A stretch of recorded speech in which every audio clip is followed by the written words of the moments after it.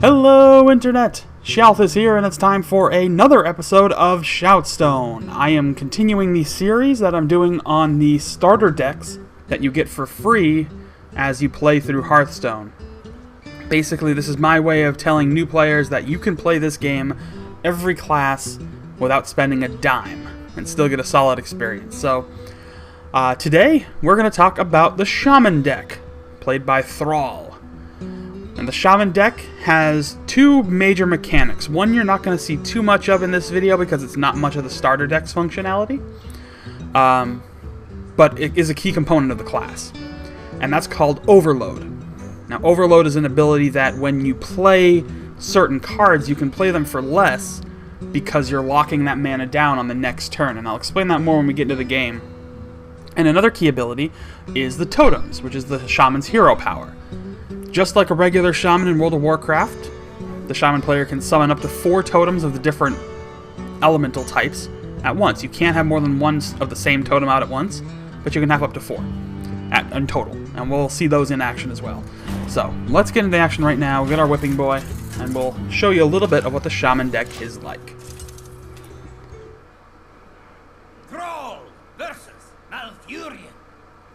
I must protect. Alright. So here we got a couple of good Shaman cards in our hand to start, so I can show you what those are about. Hex, of course, control. You know, you're preventing a player from using their minions, you're effectively taking it out of the game. Frost Shock, another example of control, the freezing ability. You know, it's more present in a mage deck, but it's certainly present here as well. But I'm going to hold on to those because I do want to show them off. Oh well, not exactly what I was looking for, but it's okay. Because we'll get to these cards eventually, I'm not worried about it. We'll just get something out here, I don't care about the health. Let's move forward. So, Overload is the big feature of the Shaman deck. And to kind of go into that in a little more detail versus what I described it as, One shot. It's doing a lot here. Okay, so let's say you get a card. I gotta try to remember. One of the really awesome cards is a name I can't remember, but basically it spawns 2/3 wolves with taunt, but it puts 2 of your mana in a state of overload. So what happens is it costs really cheap. Like on its face, it's cheap, but when your mana is put in overload, on the turn that you play it, you'll see on the mana crystal section here 2 little locks that are going to appear at the bottom. And what's going to happen is on your next turn, that mana is not going to be able to be used.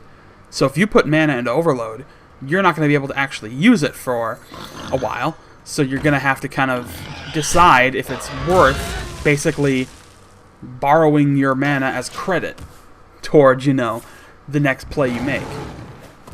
And that's one of the great aspects of the Shaman deck, and one of the fun aspects of it, is because you have to make those kinds of decisions. Like, is it worth doing this?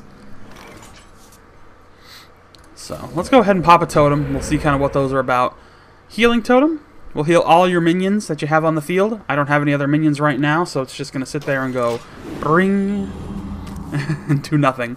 It used to be able to heal the hero as well, but they did take that out because I guess it just was a little too much. Alright, so I need to start getting some minions out here. I'm just going to go ahead and drop my minion baton here. Let's look at Wind Fury a bit. Wind Fury is an ability you're going to see on a lot of Shaman-specific minions, as well as, obviously, on Wind Fury itself.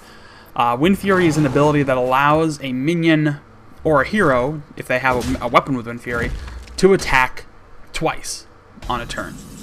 And it can be split, so you can attack a hero once and then maybe take out a minion, or take out 2 minions, or break it down however you want to.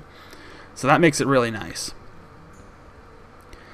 I got a lot of these other abilities that I just can't use quite yet, because I don't have the things to use them on.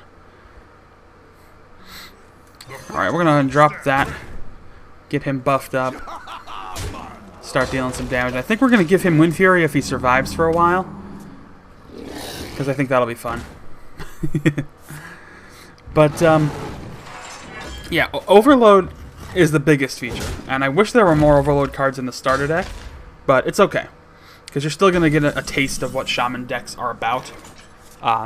But you'll find that even with the most basic knowledge, like all the knowledge that you gain out of playing the mage deck will allow you to go and start playing the shaman deck or any other class of deck without too much difficulty. And